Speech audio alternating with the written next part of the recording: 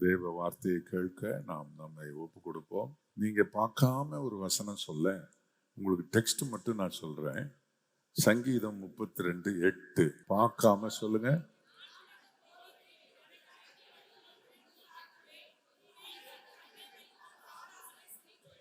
என் மேலே தேவன் மிக அக்கறை உள்ளவராயிருக்கிறார். என் தேவன் செய்கிற மிக முக்கியமான ஆசீர்வாதமான காரியம் எனக்கு அவர் போதிப்பது. வலதுபுறமாவது இடதுபுறமாவது நீ சாயும் போது வழி இதுவே என்று காட்டுவதே போதனை. அது மாத்திரமல்ல, என் மேல் உன்மேல் என் கண்ணை வைத்து அவர் சொல்லுகிறார். நான் சொல்கிறேன், என் மேல் அவர் தம்முடைய கண்களை வைத்து எனக்கு ஆலோசனை சொல்லுகிறார். என் மேல் ரொம்ப அக்கறையாக இருக்கிறார். நீங்கள் தவறு செய்யும் போதும் நீங்கள் அவர் சொற்படி நடக்கும் போதும் உங்களோடு தம்முடைய உணர்வை வெளிப்படுத்தி அவர் உங்களை ஆசீர்வதிக்கிறவராக இருக்கிறார். உபாகமம் 23ஆம் அதிகாரம் 3ஆம் வசனத்தில் இருந்து, அம்மோனியனும் மோவாப்பியனும் கர்த்தருடைய சபைக்கு உட்படலாகாது, 10ஆம் தலைமுறையிலும் என்றைக்கும் அவர்கள் கர்த்தருடைய சபைக்கு உட்படலாகாது. நீங்கள் எகிப்திலிருந்து புறப்பட்டு வரும்போது வழியிலே அவர்கள் அப்பத்தோடும் தண்ணீரோடும் உங்களுக்கு எதிர்கொண்டு வராததின் நிமித்தமும். கிறிஸ்தவர்களுக்கு என்ன செய்யணும்? அனுகூலமான காரியங்களை செய்யணும். கிறிஸ்தவ மக்கள், இஸ்ரவேல் மக்கள் எகிப்திலிருந்து வருகிறார்கள். பாவம், அவர்கள் வனாந்தர வழியாய் நடந்து வருகிறார்கள். அவர்களுக்கு சரியான சாப்பாடு இருக்காது. நம்ம நாட்டு வழியா கடந்து போக அவர்கள் வருகிறார்கள். அதனால எல்லா இடத்துலையும் அங்கங்க ஸ்டால் ஆரம்பிங்க, ஃபாஸ்ட் ஃபுட் எல்லாம் ஆரம்பிங்க, டக்குன்னு செய்து போடுறதுக்கு ஆரம்பிங்க. லட்சக்கணக்காக மக்கள் வர்றாங்க. அதனால ஆயிரக்கணக்காக ஸ்டால் போடுங்க, தண்ணீர் பந்தல் வைங்க. அப்படி சொல்லணும், அனுகூலமா இருக்கணும். ஆனா இந்த மோவாபியர் அப்படி இல்லை. அதனால அவங்க சபைக்குள்ள வரவே கூடாது. ஏன்? இன்னும் என்ன? 4ஆம் வசனம் பாருங்க. நீங்க எகிப்திலிருந்து புறப்பட்டு வருகிற வழியிலே அவர்கள் அப்பத்தோடும் தண்ணீரோடும் உங்களுக்கு எதிர்கொண்டு வராததின் நிமித்தமும் உன்னை சபிக்கும்படியாய் மெசொப்பொத்தாமியாவிலே ஊராகிய பெத்தோரில் இருந்து பேயோரின் குமாரன் பேலேயாமுக்கு கூலி பேசி அவனை அழைப்பித்ததின் நிமித்தமும் இப்படி செய்ய வேண்டும். உனக்கு உதவி செய்யாதவன், உன்னை சபிக்க நினைக்கிறவன் சபைக்குள்ள வரவே கூடாதான். உன் தேவனாகிய கர்த்தர் பேலேயாமுக்கு செவி கொடுக்க சித்தம் இல்லாமல் உன் தேவனாகிய கர்த்தர் உன்மேல் அன்பு கூர்ந்தபடியினால் உன் தேவனாகிய கர்த்தர் அந்த சாபத்தை உனக்கு ஆசீர்வாதமாக மாற பண்ணினார். எல்லா திட்டங்களும் கிறிஸ்தவர்களை ஒழிக்க வேண்டும் என்பதற்காகத்தான். தமிழ்நாட்டில் யாரும் எதிர்க்க முடியாத அளவுக்கு பெரும்பான்மை பலத்தோட வந்து தாங்கள் நினைப்பதையெல்லாம் எல்லா மாநிலங்களிலும் செய்வதற்கு இங்கேயும் இந்த காலத்தில் நிறைய பீலேயாம்கள் வரவழைக்கப்பட்டிருக்கிறார்கள். அவன் ஊர் பேரு மெசொப்பொத்தாமியாவில இருந்து என்ன ஆரம்பிச்சு பெத்தோர் என்ன ஆரம்பிச்சு அவங்க அப்பன் பேர் பேயோர். எப்படி அவனுடைய பின்னணியத்தை சொல்லி அவன் பீலேயாம பற்றி இந்த தடவை நாங்கள் FGUBSல இந்த பீலேயாம ரொம்ப பேசி இருக்கிறோம், பாட்டிலையும் போட்டிருக்கிறோம். அவனுடைய திட்டங்கள், அவனுடைய எண்ணங்களை தேவன் நிறைவேற்ற மாட்டார். ஏன்னா அவர் நம்ம நேசிக்கிறதுனால, நம்ம மேல பிரியமா இருக்கிறதுனால.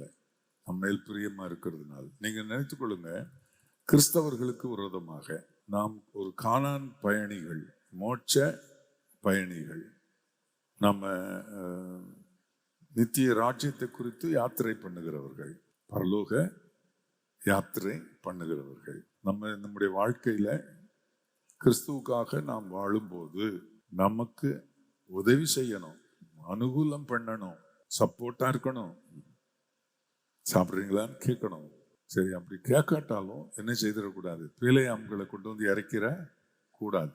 அப்படி இறக்குனேன்னு வச்சுக்கனே, உனக்கு மோட்சத்திலே இடம் கிடையாது. சபையிலே, பூமியில் இருக்கிற சபையிலே அவன் 10 தலைமுறை வரைக்கும் சபைக்குள்ள வரக்கூடாதான். அவன் மனம் திரும்புறதுக்கு 10 தலைமுறை வந்து அப்ப பீலேயாம் செய்த தப்ப அவனுக்கு என்ன நினைவில்லாம நல்லது செய்தானா ஒருவேளை 11வது தலைமுறைக்கு பிறகு சபைக்குள்ள வரலாம் போல் இருக்கு. எவ்வளவு பெரிய காரியம் பாருங்க. நம்மேல் எவ்வளவு அன்பு வைத்திருக்கிறார். கர்த்தருக்கு ஸ்தோத்திரம். இந்த மக்கள் என்ன வனாந்தரத்தில் அலைந்து திரிகிறவர்கள், இவர்களை எளிதாய் ஜெயித்தரலாம், இவர்களை எளிதாய் தோற்கடித்து விடலாம் என்று நினைக்கிறவர்கள் மோவாப்பியர் போல, அம்மோனியர் போல நம்மை சூழ இருக்கிறார்கள். கர்த்தருக்கு ஸ்தோத்திரம். அப்படிப்பட்டவர்கள் வெட்கப்பட்டு போகும்படி பிலேயாம் அதாவது இந்த மோவாப்பின் ராஜா பாலாக் ஒன்று கேள்விப்பட்டான்.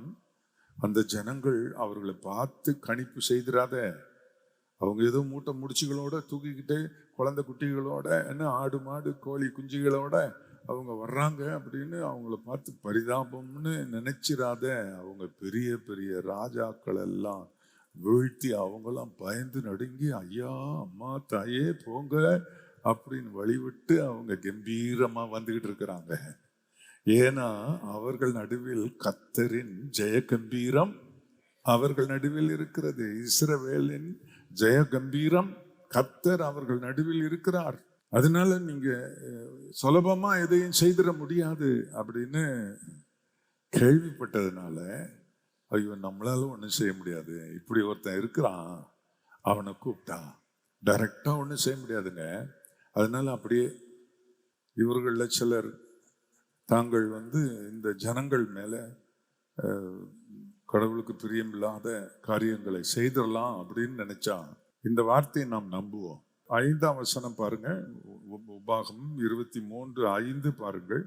உன் தேவனாகிய கர்த்தர் பிலேயாமுக்கு செவி கொடுக்க சித்தம் இல்லாமல், எல்லாம் சொல்லுங்க, நம்முடைய தேசத்துல செயல்படுகிற எந்த பிலேயாமுக்கும் நல்லவர்களுக்கு ஆண்டவர் இயேசு கிறிஸ்துவின் பிள்ளைகளுக்கு தீமை செய்ய நினைக்கிற, கெட்டது நடக்கணும்னு சொல்ல விரும்புகிற எல்லாருடைய அந்த பிலேயாமினுடைய செயல்கள் அவனுக்கு தேவன் செவி கொடுக்க மாட்டார். அடுத்தது பாருங்கள், உன் தேவனாகிய கர்த்தர் உன்மேல் அன்பு கூர்ந்தபடியினால். எத்தனை பேர் நம்புறீங்க என் மேல இயேசு அன்பா இருக்கிறாரு? நல்ல கைவத்துங்க. நீ இல்லாட்டாலும் அவர் அன்பா இருக்கு. கர்த்தரோ அன்புள்ளவர்னு சொல்லியிருக்கு இல்லையா? இல்லை, இந்த வார்த்தையை நீங்க பாருங்க. கர்த்தர் உன்மேல், உன் தேவனாகிய கர்த்தர் உன்மேல் அன்பு கூர்ந்தபடியினால். நிறைய இடத்துல உன் தேவனாகிய கர்த்தர் அப்படி சொல்றார். உன் தேவனாய் இருக்கிற கர்த்தராகிய நான் உன் வலதுகையை பிடித்து, ஒரு உரிமையோட அவர் சொல்றார். அதனால இஸ்ரவேல் மக்களுக்கு சொல்லப்பட்டது, உன் தேவன் உன் தேவனாகிய கர்த்தர் உன்மேல் அன்பு கூர்ந்தபடியினால் உன் தேவனாகிய கர்த்தர் அந்த சாபத்தை உனக்கு ஆசீர்வாதமாக மாற்றினார். என்ன சாபம் கிறிஸ்தவர்களுக்கு? ஒழிச்சிருவோம் உங்களை, நீங்க ஒருத்தரும் உருப்பட மாட்டீங்க, எல்லா ஆலயத்தையும் இடிச்சிருவோம், எல்லா கிறிஸ்தவர்களையும் துரத்திடுவோம் அப்படின்னு சொன்னா அந்த சாபத்தை அப்படியே ஆசீர்வாதமா மாத்திருவாராம். அல்லேலூயா. இப்ப என்ன சொன்னாரு? பிலேயாமுக்கு செவி கொடுக்க அவருக்கு சித்தம் இல்லாம அவன் சொன்ன உன்மேல் உன் தேவனாகிய கர்த்தர் உன்மேல் அன்பு கூர்ந்தபடியினால் உன் தேவனாகிய கர்த்தர் அந்த சாபத்தை, அந்த சதி திட்டத்தை, என்ன அந்த ரகசியமான திட்டத்தை என்ன உனக்கு ஆசீர்வாதமா மாற்றினாரா இல்லையா? மாத்திருவாருங்க. இயேசுவை அண்டிக் கொள்ளுகிற, இயேசுவை சார்ந்து இருக்கிற, நீ நல்லவனோ கெட்டவனோ, நல்லவன் ஒருத்தனை இல்லைன்னு தான் சொல்லுது. அதனால நீ இயேசுவை சார்ந்து இருக்கிற கர்த்தர் உங்களை கர்த்தர் எடுத்து பயன்படுத்துவார். ஆண்டவர் இயேசுவுக்கு மகிமை உண்டாவதாக. ஆகவே தேவன் நமக்காக கிரியை செய்கிறவர். தேவன் நமக்காக கிரியை செய்கிறவர். முதலாவது ஒரு குறிப்பு உங்களோடு பகிர்ந்து கொள்ள விரும்புகிறேன். கர்த்தர் உனக்காக என கிருபையை உனக்காக காப்பார். உனக்காக தேவன் வைத்திருக்கிற கிருபையை யாருக்கு எடுத்துறாம, அது உனக்கு கிடைக்காம பண்ணாதபடி அவர் காப்பார். திரும்ப வாசிப்போம் ஒரு வேத பகுதி. உபாகமம் 7ஆம் அதிகாரம் 11ஆம் வசனத்திலிருந்து ஒரு சில வசனங்களை நாம் வாசிக்கிறேன், கவனிங்கள். ஆகையால் நீ செய்யும்படி நான் இன்று உனக்கு கட்டளையிடுகிற கற்பனைகளையும் கட்டளைகளையும் நியாயங்களையும் கை கொள்வாயாக. சொல்லுங்க எல்லாரும், கர்த்தாவே உம்முடைய கற்பனைகளையும் கட்டளைகளையும் கை கொள்வோம். கர்த்தருக்கு மகிமை உண்டாவதாக. அப்படி ஒப்பு கொடுத்து நடக்கிற அவருடைய பிள்ளைகளை பார்த்து, இந்த நியாயங்களை நீங்கள் கேட்டு கை கொண்டு அவைகளின்படி செய்வீர்களானால், நான் உங்களுக்கு சொல்லுகிற கற்பனை கட்டளை நியாயங்களை கை கொண்டு, இந்த நியாயங்களை நீங்கள் கேட்டு கை கொண்டு அவைகளின்படி செய்வீர்களானால், அப்பொழுது உன் தேவனாகிய கர்த்தர் உன் பிதாக்களுக்கு ஆணையிட்டு கொடுத்த உடன்படிக்கையையும் கிருபையையும் உனக்காக காத்து, உன் தேவன் உனக்கு வாக்குத்தத்தம் கொடுத்திருக்கிற கிருபையை உனக்காக காத்து, உன்மேல் அன்பு வைத்து உன்னை ஆசீர்வதித்து உனக்கு கொடுப்பேன் என்று உன் பிதாக்களுக்கு ஆணையிட்டு கொடுத்த தேசத்தில் உன்னை பெருக பண்ணி, உன் கற்பத்தின் கனி, உன் நிலத்தின் கனிகளாகிய கனியையும், நிலத்தின் கனிகளாகிய உன் தானியத்தையும், உன் திராட்சரசத்தையும், உன் எண்ணெயையும், உன் மாடுகளின் பலனையும், உன் ஆடுகளின் ஆகளையும் ஆசீர்வதிப்பார். சகல ஜனங்களை பார்க்கிலும் நீ ஆசீர்வதிக்கப்பட்டிருப்பாய். உனக்குள்ளும் உன் மிருக ஜீவன்களுக்குள்ளும் ஆணிலாக்கிலும் பெண்ணிலாக்கிலும் மலடு இருப்பதில்லை. கர்த்தர் சகல நோய்களையும் உன்னை விட்டு விலக்குவார். உனக்கு தெரிந்திருக்கிற எகிப்தியரின் கொடிய ரோகங்களில் ஒன்றும் உன்மேல் வரப்பண்ணாமல் உன்னை பகைக்கிற யாவர் மேலும் அவைகளை வரப்பண்ணுவார். கிருபையை காத்து அப்படின்னா பின்னால உள்ளதெல்லாம் நடக்குமா? தேவன் நம் வாழ்க்கையில் உனக்காக தேவன் தம்முடைய கிருபையை காத்து, கிருபை உன்னை விட்டு நீங்கிறாம, கிருபையை நீ இழந்துராம, தேவன் கொடுக்கிற கிருபையை உனக்காக அவர் காத்து. ஏசாயா 54:10 உங்களுக்கு தெரியுமே, மலைகள் விலகினாலும் பர்வதங்கள் நிலை பெயர்ந்தாலும் என் கிருபை உன்னை விட்டு விலகாமலும் என் சமாதானத்தின் உடன்படிக்கை இருக்கும் என்று உன் மேல் மனதுருகுகிற, உன்னை நேசிக்கிற, உனக்காக செயல்படுகிற கர்த்தர் சொல்லுகிறார். எது விலகினாலும் சரி, கிருபையை விலகாம காத்துக்கிடுவாராம். அவ்வளவு முக்கியமா பாஸ்டர் கிருபை? ஆமா, தேவன் நமக்கு கொடுக்கிற கிருபை அவ்வளவு முக்கியமானது. இயேசு கிருபையை நமக்கு கொடுக்கிறார். யோவான் சுவிசேஷம் 1:17 சொல்லுகிறது, நியாயப்பிரமாணம் மோசையினால் கொடுக்கப்பட்டது, கிருபையும் சத்தியமும் இயேசு கிறிஸ்துவின் மூலம் கொடுக்கப்பட்டது என்று சொல்லி இருக்கிறது. கிருபை, தேவ கிருபை, இயேசுவின் கிருபை ரொம்ப முக்கியமானது, ரொம்ப முக்கியமானது. அது காக்கப்படணும். கிருபையை இழந்துடக்கூடாது. கிருபையை சவுல் இழந்துட்டான். கிருபையை சவுல், இஸ்ரவேலின் முதல் ராஜாவாகிய சவுல் கிருபையை இழந்துட்டான். அதனால அவன் ஜெபம் கேட்கப்படலை. ஆபத்து நேரத்தில் தேவன் அவனுக்கு உதவி செய்யல. அவன் வாழ்க்கையிலே பெரிய சேதம் ஏற்பட்டது. கிருபையை மட்டும் இழந்துடக்கூடாது. கர்த்தர் எனக்கு தந்திருக்கிற கிருபையை இழந்துடக்கூடாது. கிருபை என்றால் இயேசு என் மேல வைத்திருக்கிற அவருடைய அக்கறை, அவருடைய பாதுகாப்பு, அவருடைய கவனம் என்னை பார்த்து கொண்டே இருக்கிறது. பிழையாம வர்றானான்னு பார்த்து அவனை ஒதுக்கி விட்டுட்டு என்னை காத்து என்னை தொடர்ந்து பயணிக்க வைக்கிறது இயேசு எனக்கு கொடுக்கிற கிருபை. ஆகவே இந்த கிருபையை நீங்கள் இழந்து விடக்கூடாது. அதைத்தான் உனக்கு இன்றைக்கு வாக்கு கொடுக்கிறார். நான் சொல்ற கற்பனையின்படி, கட்டளையின்படி, நியாயங்களின்படி அதை கேட்டு நீ அதை கை கொண்டு நடந்தால் உனக்காக நான் கிருபையை காப்பேன் என்று சொல்லுகிறார். கிருபை அதாவது உன் கர்த்தர் உன் பிதாக்களுக்கு ஆணையிட்டு கொடுத்த உடன்படிக்கையையும் கிருபையையும் உனக்காக காத்து. பின்னாலே சொல்லி இருக்கிற வார்த்தையை பாருங்கள். நீ ஆசீர்வாதம், உன்னை ஆசீர்வதிப்பேன், உனக்கு ஆசீர்வாதம் கொடுப்பேன். ஏன்னா உனக்கு தேவன் உன்னை வாசம் பண்ண வைக்கிற ஆசீர்வாதமான இடத்துல உன்னை நான் வாசம் பண்ணுவேன். மலடு இருப்பதில்லை, மலடு இருப்பதில்லை அப்படி சொல்றார். கிருபையை யாருக்கெல்லாம் காக்கிறாரோ, யாருக்கெல்லாம் கிருபை இருக்குதோ மலடு மலடு மலடுன்னா குட்டி போடாது, கஷாப் கடைக்கு அனுப்பிட வேண்டியதுதான். குட்டி போடாத மலடை வச்சு என்ன செய்ய? என்ன, ஆணிலும் பெண்ணிலும் மிருக ஜீவன்களிலும் மனிதர்களிலும் பலன் கொடுக்கிறதை அவர் சொல்லுகிறார். பலன் கொடுக்காமல் இருக்காது. என் தொழிலில் பலன் இல்லை, என் முயற்சி பலன் இல்லை, எதிலையும் பலன் இல்லை, பலன் இல்லை, மலடு மலடு மலடு. ஆனா கர்த்தர் சொல்றாரு, கிருபையை உனக்கு நான் உன் கிருபையை நான் காத்தேன் அப்படின்னு சொன்னான். மலைகள் விலகலாம், பர்வதங்கள் நிலை பெயரலாம், ஆனா என் கிருபைய உன்னை விட்டு விலகாம பார்த்துக்கிடுவேன்னு சொல்றாரு. அல்லேலூயா. மலைன்னா நீங்க லிட்டரலா மலைன்னு நினைச்சிடக்கூடாது.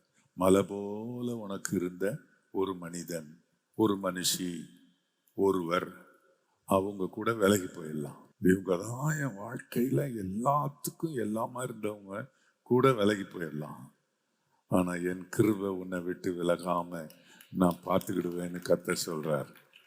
அது அவ்வளோ விசேஷமானது, விசேஷமானது. ஏதாவது ஒரு வகையில இந்த மலைகள் நம்மை விட்டு விலகிவிடும். நம்ம சொல்லுவோம், மலை மாதிரி நம்பி இருந்தனே, மலை போல நம்பி இருந்தனே அப்படி சொல்லலாம். ஆனா என் கிருபை என்ன செய்யாது? விலகாது. தொடர்ந்து தேவ கிருபை என்ன நடத்தும்.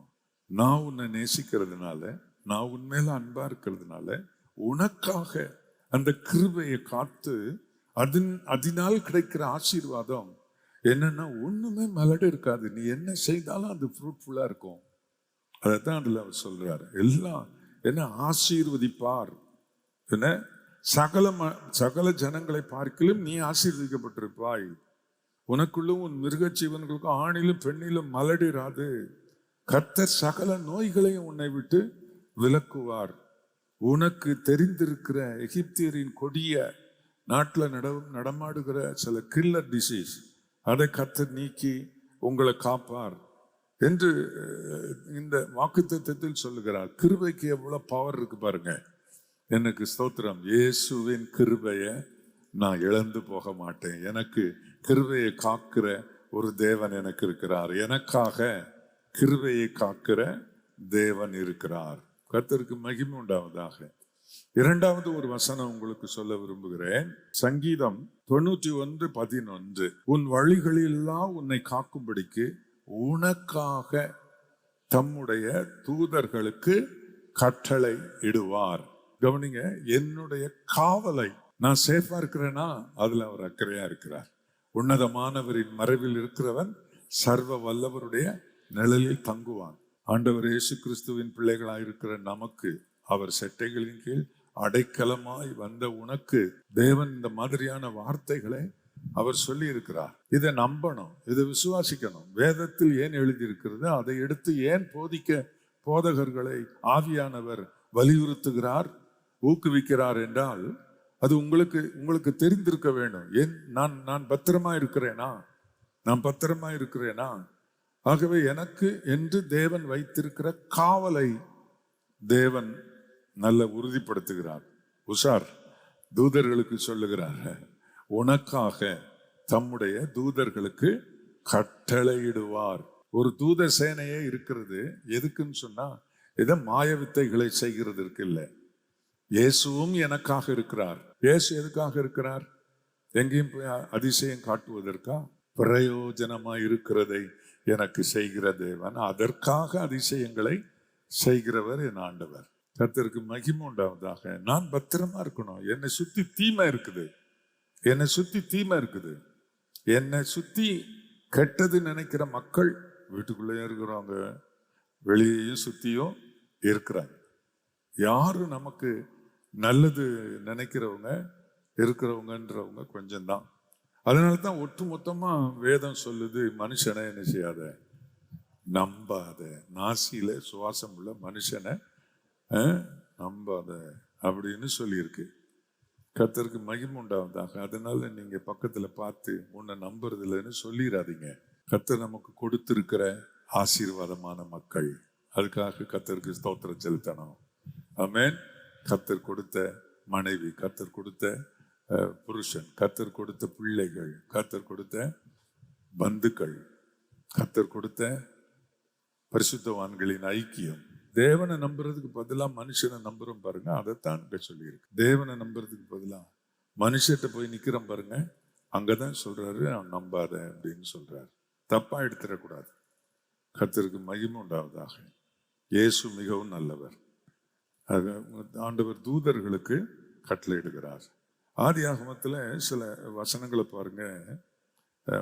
24ஆம் அதிகாரத்தில் 7ஆம் வசனமும் 40ஆம் வசனம் 2 மட்டும் சுருக்கமாக வாசிக்க விரும்புகிறேன்.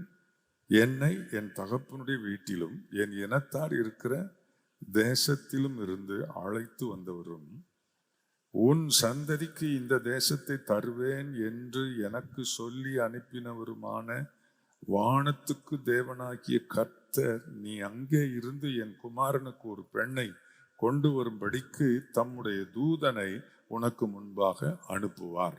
திசை கட்டு திரிய வேண்டியதில்லை, வழி தவறி போக வேண்டியதில்லை, போக வேண்டாத இடத்துக்கு போக வேண்டியதில்லை.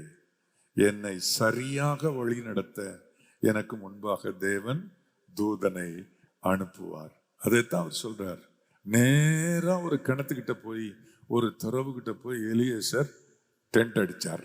அங்க ஒட்டகங்கள் எல்லாம் மடக்கி உட்கார வச்சு அவங்கெல்லாம் உட்கார்ந்து அப்படியே இருந்தாங்க.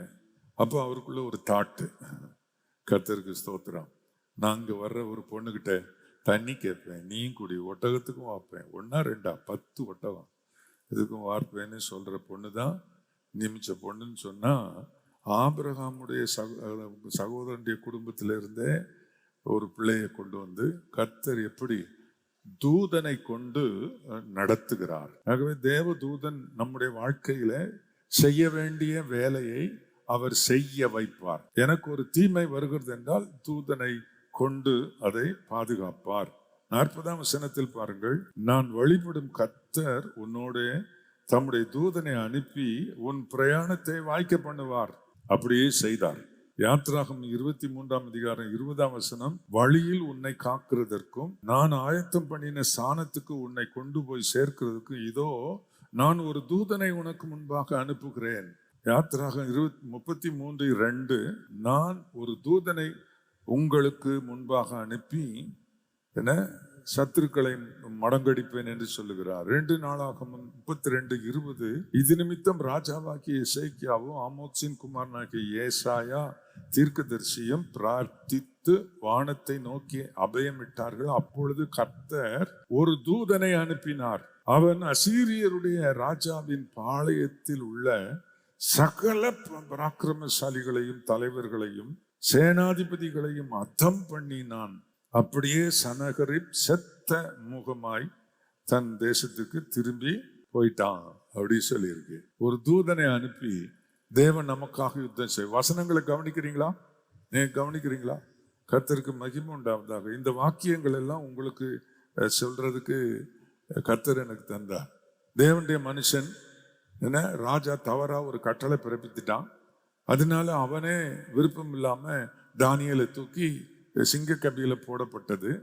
அங்க என்ன சொல்லுகிறது? சிங்கங்கள் என்னை சேதப்படுத்தாதபடிக்கு தேவன் தம்முடைய தூதனை அனுப்பி அவைகளின் வாயை கட்டி போட்டார். நாங்க எந்த சிங்க கபிக்கு போனோம்? எந்த நீங்க சிங்க கபிக்கு போறீங்களோ இல்லையா, சிங்க கபிகளுக்கு போறீங்க. நிறைய நம்ம சுத்தி சிங்கங்கள் இருக்குது நிறைய. பெரிய சிங்கம் யாரு? எவனை விழுங்கலாம் என்று வகை தேடி சிங்கம் போல சுற்றி திரிகிறவன். பிசாசை பற்றி சொல்லியிருக்கு பேதுருவுல. 1 பேதுரு 5:8, பிசாசு கர்ச்சிக்கிற சிங்கம் போல உருமிக்கிட்டே நீ சுத்தி சுத்தி வா. அன்பானவர்களே, பிசாசு நம்ம சுத்திக்கிட்டே இருக்கிறான். அவன் வாயை கட்டி, அதுதான் அவர் சொல்லிட்டாரு, நீ என்ன செய்ய, அவனை கட்டு. நீ கட்டினா நானும் கட்டிடுவேன். நீ அவனை துரத்து அப்படி சொல்லி இருக்கிறார். ஆகவே எந்த தீங்கும் நமக்கு அணுகாதபடி அதை காக்கும்படி தேவன் தம்முடைய தூத சேனையை நமக்காக பயன்படுத்துகிறார். எபிரேயர்கள் நிருபம் 1ஆம் அதிகாரம், அதுல கடைசி வசனம்னு நான் நினைக்கிறேன். தூதர்களை பற்றி சொல்லும் போது, ரட்சிப்பை சுதந்திரிக்க போகிறவர்களின் நிமித்தமாக ஊழியம் செய்யும்படிக்கு அவர்கள் எல்லாரும் அனுப்பப்படும் பணிவிடை ஆவிகளாய் இருக்கிறார்கள் அல்லவா. முந்தின வசனம், மேலும் நான் உம்முடைய சத்துருக்களை உமக்கு பாதப்படி ஆக்கி போடும் வரைக்கும் நீர் என்னுடைய வலது பாரிசத்திலே உட்காரும் என்று தூதர்களில் யாருக்காவது எப்போதாவது அவர் சொன்னதுண்டா? அந்த தூதர்கள் யாரு? ரட்சிப்பை சுதந்திரிக்க போகிறவர்களுக்கு ஊழியம் செய்யும்படிக்கு அவர்கள் எல்லாரும் அவர்களுக்காக அனுப்பப்படும் பணிவிடை ஆவிகள். ஆவி என்றால் இன்விசிபிளா செயல்படுகிற தூதர்கள். கர்த்தருக்கு ஸ்தோத்திரம். தூதர்களை நம்ம பார்க்க முடியாது, அவர்களும் அதரிசனமாக செயல்படுகிறார்கள். கர்த்தர் நம்மை காக்கிறார். ஒரு தீங்கும் நம்மை அணுகக்கூடாது, நம்முடைய காரியங்கள் தோற்று போகக்கூடாது என்பதில் கவனமாய் இருந்து உன்னை காக்கும்படி உனக்காக, உன்னை காக்கும்படி உனக்காக, எல்லாம் சொல்லுங்க, என்னை காக்கும்படி எனக்காக. எவ்வளோ அக்கறை பாருங்க அவருக்கு, எவ்வளோ அக்கறை. ஒரே ஒரு தூதன் 1,86,000 பேரை ஒரே அடியில காலி பண்ணிடுவான். such a powerful angel of God நமக்காக தேவன் அனுப்புறாராம். ஆமென். இதெல்லாம் நீங்க என்ன செய்யணும்? கேட்கணும் ஆண்டவர்கிட்ட. எனக்கு முன்ன ஒரு தூதனை அனுப்பு ஆண்டவரே, எனக்கு பாதுகாப்பு. இதெல்லாம் கேட்கணும். கர்த்தர் அதைத்தான் தானியேல் சொல்றாரு, அதை அனுபவிச்சவர் சொல்றாரு. சிங்கம் ஏன் என்ன கடிக்கல தெரியுமா? அதெல்லாம் இதுல தூதனை அனுப்பி அது வாயெல்லாம் கட்டிட்டாரு அப்படி சொல்றாரு. ரிப்பன் கொண்டு வந்து அல்லது இந்த ஸ்டிக்கர் கொண்டு வந்து ஒட்டியிருப்பாங்களோ அப்படின்னு நினைக்கிறீங்களா? அது தூதன் வந்ததும் இன்விசிபிள், அந்த சிங்கங்கள் கட்டப்பட்டதும் இன்விசிபிள். உண்மையாவே கயிறுனால கட்டல, வாய் திறக்காதபடி பண்ணிட்டாரு. அப்படி எத்தனை சிங்கங்களை உங்க வாழ்க்கையில பண்ணியிருக்காருன்னு யோசித்து பாருங்க. மூன்றாவது குறிப்பு உங்களுக்கு சொல்லுகிறேன். எரேமியா தீர்க்கதரிசியின் புத்தகம் 15ஆம் அதிகாரம் 11ஆம் வசனம், உன்னில் மீதியாய் இருப்பவர்கள் நன்மை அடைவார்கள், தீங்கான காலத்திலும் நெருக்கத்தின் காலத்திலும் உனக்காக நான் சத்ருவுக்கு எதிர்பட்டு உனக்கு சகாயம் செய்வேன் என்று மெய்யாகவே சொல்லுகிறேன். நிச்சயமா கர்த்தர் நம்மை தேவன் எல்லா நெருக்கங்களில் இருந்தும் காப்பார், எல்லா தீமைகளில் இருந்தும் காப்பார். நெருக்கப்படுகிற நேரங்களில் கண்ணீர் வடிக்கிறதும் வேதனைப்படுகிறதும் இந்த வசனங்களை சொல்லி ஜெபம் பண்ணுங்க.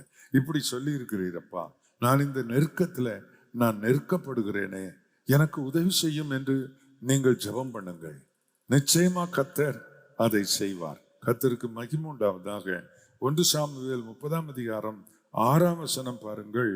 தாவீது மிகவும் நெருக்கப்பட்டான். சகல ஜனங்களும் தங்கள் குமாரர் குமாரத்திகளின் நிமித்தம் பல கிளேசமானதினால் அவனை கல்லறிய வேண்டும் என்று சொல்லிக் கொண்டார்கள். தாவீது தன் தேவனாகிய கர்த்தருக்குள் தன்னை திடப்படுத்தி கொண்டான். இது சம்பவம் உங்களுக்கு தெரியும். என்ன நெருக்கம் பாருங்க, கூட இருக்கிறவங்க மூலமே நெருக்கம். தாவீதுக்கும் கஷ்டம்தான், அவங்க அனுபவிக்கிற அதே துன்பம் தாவீதுக்கும் இருக்கிறது. இதுல என்ன செய்யலாம்? இந்த பிரச்சனையில என்ன செய்யலாம்? வாங்க எல்லாரும் சேர்ந்து ஜெபம் பண்ணலாம், கர்த்தர் எப்படி வழிகாட்டுகிறார் பார்ப்போம். அதெல்லாம் இல்லை. உடனே இவனால தானே யுத்தத்துக்கு போகணும்னு நம்ம கூட போனோம், அதனால தானே இதெல்லாம் நடந்துச்சு என்று சொல்லி அவனால் எத்தனையோ நன்மை பெற்ற அவர்கள் அவன் மேல் கல்லெறிந்தார்கள் இல்லையா? வளர்த்த கடா மாறில பாயுதுன்னு சொல்லுவீங்க இல்லையா? அது மாதிரி நம்மகிட்ட நன்மை பெற்றவர்களே நமக்கு விரோதமாக எழும்பும் போது தாவீது மிகவும் நெருக்கப்பட்டான், மிகவும் நெருக்கப்பட்டான். கர்த்தருக்கு மகிமை உண்டாவதாக. அந்த நேரத்தில் கர்த்தரை நோக்கி அவன் ஜெபித்தான். தேவன் அந்த நெருக்கத்தில் இருந்து அவனை விடுவித்தார். இழந்து போன அத்தனையும் அவன் திருப்பிக் கொள்ளவும் என வெற்றியை கர்த்தர் தந்தார். எத்தனை பேர் விசுவாசிக்கிறீர்கள்? நிச்சயமா கர்த்தர். இதெல்லாம் பைபிள்ல ஏன் எழுதி இருக்கிறது என்றால் எனக்காக எழுதி இருக்கிறது என்பதை நீங்கள் விசுவாசிக்க வேண்டும். எஸ்தரின் காலத்தில், மொர்தெகாயின் காலத்தில் அன்றைக்கு இருந்த ராஜாவும் அன்றைக்கு இருந்த சேனாதிபதி ஆமானும் சேர்ந்து இன்றைக்கு நினைக்கிற மாதிரி கிறிஸ்தவர்களை ஒழிச்சிடணும்னு நினைக்கிற மாதிரி அன்றைக்கு யூதர்களை முற்றிலுமா ஒழித்து விட வேண்டும் என்று விரும்பி ராஜாவின் கட்டளையை அவன் பெற்று எல்லா யூத மக்களையும் ஒரு குறிப்பிட்ட நாளில் பட்டயத்தால் வெட்டி கொண்டு போட வேண்டும் என்ற நிலைக்கு வந்துட்டாங்க. அப்போ யூத ஜனங்கள் மிகவும் நெருக்கப்பட்டார்கள். மொர்தெகாய் தன்னுடைய வஸ்திரத்தை கிழித்து ரெட்டுடுத்தி பயங்கரமான துக்க ஒரு நாட்கள். ராணி, அந்த தேசத்து ராணி எஸ்தர், அவளும் அழுகிறா. ரொம்ப நெருக்கப்பட்டார்கள். யூத ஜனங்களை கொல்ல போறாங்க. கட்டளை போயிருச்சு. ராஜாவுடைய முத்திர மோதிரம் ஆமான் கையில் இருக்கு. அவன் அதுல முத்திர போட்டு அனுப்பிட்டான். அதை செல்லாம பண்றதுக்கு ஒருத்தராலும் முடியாது. நெருக்கப்பட்டார்கள். அந்த நேரத்தில் எதோ பண்ணி பார்த்து ஒன்றுமில்லைன்னு கடைசியில் ஒரு முடிவுக்கு வந்தார்கள். 3 நாள் உபவாசம். 3 நாள் உபவாசம். தேவனை நோக்கி பார்த்தார்கள். கர்த்தருடைய ஒத்தாசையை நாடினார்கள். கர்த்தருக்கு மகிமை உண்டாவதாக. அப்படியே அதை தலைகீழாக மாற்றி யூதர்களை அழிக்க வேண்டும் என்று இருந்த அதே நாளில் யூதர்களுக்கு விரோதமானவர்களை எல்லாம் யூதர் கையில், எஸ்தர் கையில், மொர்தெகாய் கையில் தேவன் ஒப்பு கொடுத்து அவர்களிடத்திலிருந்து அதிகாரம் எல்லாம் இவர்களிடத்தில் வர எவ்வளவு ஆச்சரியமா கர்த்தர் செய்தார் பாருங்க. நெருக்கப்படுகிறவர்களுக்கு உதவி செய்கிற தேவன். கர்த்தருக்கு ஸ்தோத்திரம். நீ நெருக்கப்படும் போதும், தீங்கான காலத்திலும், நெருக்கத்தின் காலத்திலும் உனக்காக நான் எந்த சத்துருவா இருந்தாலும் அவனுக்கு எதிர்பட்டு உனக்கு சகாயம் செய்வேன் என்று கர்த்தர் சொல்லுகிறார். ஆமென். கர்த்தருக்கு மகிமை உண்டாவதாக. இயேசு அப்படி நம்மை நடத்த வல்லவராய் இருக்கிறார். இது இப்ப நான் சொல்லுகிற இந்த குறிப்பை நீங்க பாருங்க. எரேமியா 51:35. எனக்கும் என் இனத்தாருக்கும் செய்த கொடுமையின் பழி பாபிலோன் மேல் வரக்கடவது என்று சியோனில் வாசமானவள் சொல்லுகிறாள். இந்த இரத்த பழி கல்தேயர் தேசத்தில் குடிகளின் மேல் வரக்கடவது என்று எருசலேம் என்பவளும் சொல்லுகிறாள். 36ஆம் வசனம். ஆகையால் கர்த்தர் சொல்லுகிறது என்னவென்றால், இதோ நான் உனக்காக வழக்காடி உன் பழிக்கு பழி வாங்கி அதன் கடலை வரளவும் அதன் ஊற்றை சுவரவும் பண்ணுவேன். பழி வாங்குறதுல தேவன் அவர் சும்மா இருக்க மாட்டாருங்க. இன்னைக்கும் நமக்கு அந்த பவர் கொடுக்கல. நீ பழி வாங்க உனக்கு அவர் அனுமதி கொடுக்கல. யாரோ எனக்கு தீமை செய்துட்டாங்க, நானா உங்களுக்கு பதில் தீமை செய்வேன், நோ, அது கர்த்தர் நமக்கு கொடுக்கல. அதை பத்தி பாருங்க. ரோமர்கள் நிருபத்துல சொல்லியிருக்கு. நிறைய 12ஆம் அதிகாரத்தில் 18ஆம் வசனத்திலிருந்து வாசிக்கிறேன், கவனியுங்கள். கூடுமானால் உங்களால் ஆன மட்டும் எல்லா மனுஷரோடும் சமாதானமாய் இருங்கள். பிரியமானவர்களை, பழி வாங்குதல் எனக்குரியது, நானே பதில் செய்வேன் என்று கர்த்தர் சொல்லுகிறார் என்று எழுதியிருக்கிறபடியால் நீங்கள் பழி வாங்காமல் கோபாக்கினைக்கு இடம் கொடுங்கள். அன்றியும் உன் சத்துரு பசியாயிருந்தால் அவனுக்கு போஜனம் கொடு, அவன் தாகமாயிருந்தால் அவனுக்கு பானம் கொடு. நீ இப்படி செய்வதனால் அக்கினி தழலை அவன் தலையின் மேல் குவிப்பாய். நீ தீமையினாலே வெல்லப்படாமல் தீமையை நன்மையினால் வெல்லு. நமக்கு என்ன செய்யணும்? நமக்கு எதிராக வருகிற தீமையில நம்ம என்ன செய்யணும்னு இங்கே சொல்லியிருக்கு. ஆனா அவர் என்ன செய்வாரு அப்படின்னு சொல்லியிருக்கு. அப்படின்னா அதைத்தான் நம்ம வாஸ்தவம். கர்த்தருக்கு மகிமை உண்டாவதாக. எரேமியா 51:36 என்ன சொல்றாருன்னா, நான் உனக்காக வழக்காடி உன் பழிக்கு பழி வாங்கி கடலையே வத்த பண்ணிடுவேன், ஊற்றுல இருந்து தண்ணீர் ஒரு சொட்டு கூட வராது, அப்படி செய்திருவேன்.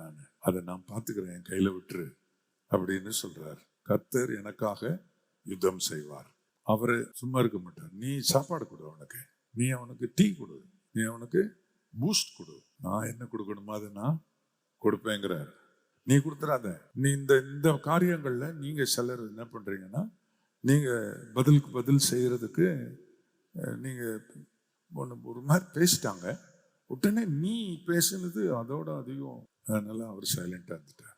நீ தான் எல்லாம் பண்றீங்க, அப்புறம் நான் என்ன அப்படின்னு சைலண்டா இருந்துட்டார். அதனால்தான் உன் சத்துரு நல்ல ஸ்ட்ராங்கா இருக்கிறான். விட்டுரு, கர்த்தர் கையில விட்டுரு. அவனுக்கு காபி கொடு, அவனுக்கு சாப்பாடு கொடு, பிரியாணி கொடு, என்ன கொடுக்கணுமோ கொடு. அப்பதான் அவன் தலையில அக்னி தழல் கொட்டுற மாதிரின்னு சொல்லியிருக்கு. அதனால நீங்க அப்படி நினைச்சுக்கிட்டு கொடுக்காம என்ன உண்மையாவே செய்யுங்க. மீதி கர்த்தர் பார்த்துக்கிடுவார். கர்த்தர் எனக்காக நிச்சயமாய் கிரியை செய்வார். சங்கீதம் 18:47, அவர் எனக்காக பழிக்கு பழி வாங்குகிற தேவன். எனக்கு தீமை செய்து ஒருவன் நல்லா இருந்துட முடியாது. கிறிஸ்தவர்களுடைய ஆலயத்தை ஒருத்தன் உடைச்சிட்டு அவன் என்ன செய்ய முடியாது, நிம்மதியா இருக்க முடியாது. பைபிளை கொளுத்திட்டு அவன் சந்தோஷமா இருக்க முடியாது. ஒரு ஆலயத்துக்குள்ள போய் கலெக்டா பண்ணிட்டு ஒரு காலம் அவனை நிம்மதியா இருக்க முடியாது. ஆனா அவர் என்ன செய்யணுமோ அதை கண்டிப்பா செய்வேன்னு இன்னைக்கு ப்ராமிஸ் பண்றாரு நமக்கு. எத்தனை பேர் உனக்கு விரோதமா பலர் செய்தாங்கல்ல? கோர்ட்டுக்கு போனீங்களா? யாராவது கோர்ட்டுக்கு போனீங்களா? வழக்கு கோர்ட்ல அங்க இருக்கிறவன் யாரு? பரிசுத்தவான், நீதிமான், நீதி செய்கிறவன். அப்படியாங்க என்ன கர்த்தர் கையில விட்டுரு, கர்த்தர் கையில விட்டுரு, அவர் பார்த்துக்கிடுவார் பாருங்க. அல்லேலூயா.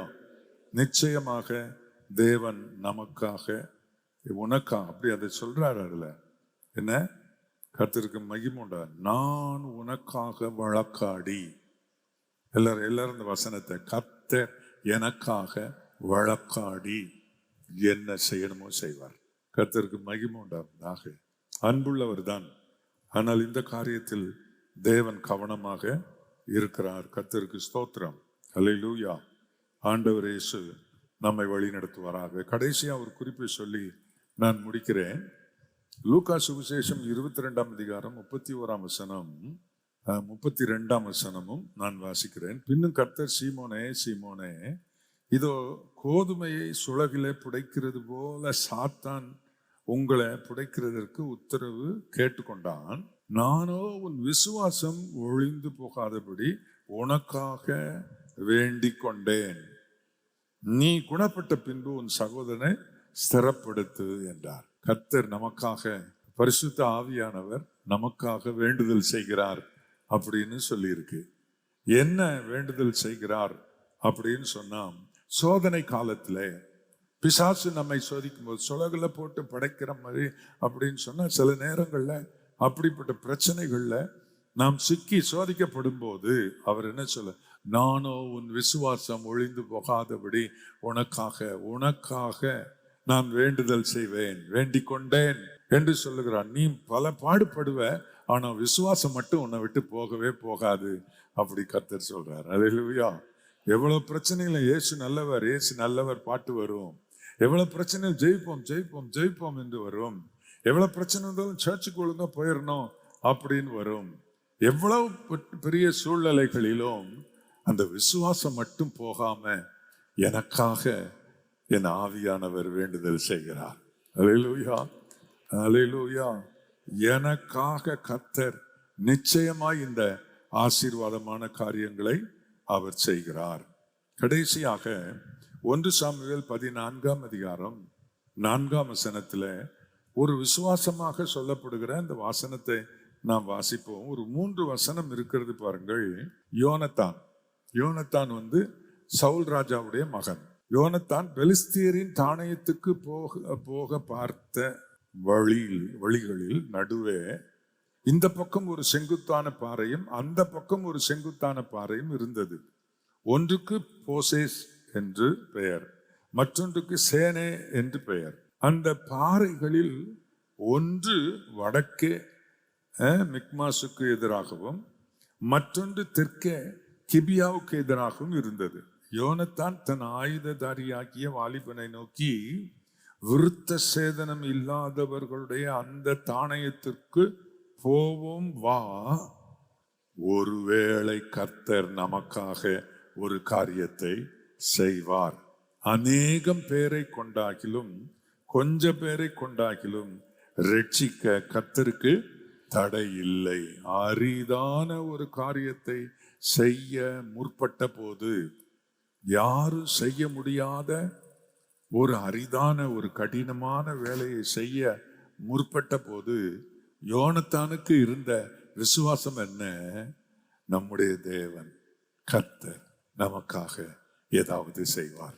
என்ன மாதிரி அந்த ஃபெய்த் அவனுக்கு என்ன ரிசல்ட்டை கொடுத்துச்சுன்னு சொன்னா 100% சக்சஸ். போனது 2 பேர், மடிந்தவர்கள் எண்ணு கடங்காதவர்கள். விசுவாசம். கர்த்தருக்கு மகிமை உண்டாவதாக. நீங்க அதை நம்புங்க. கர்த்தர் எனக்காக ஏதாவது செய்வார். கர்த்தருக்கு மகிமை உண்டாவதாக. அப்படி நம்பி நம்மை ஆண்டவருக்கு ஒப்பு கொடுப்போமா?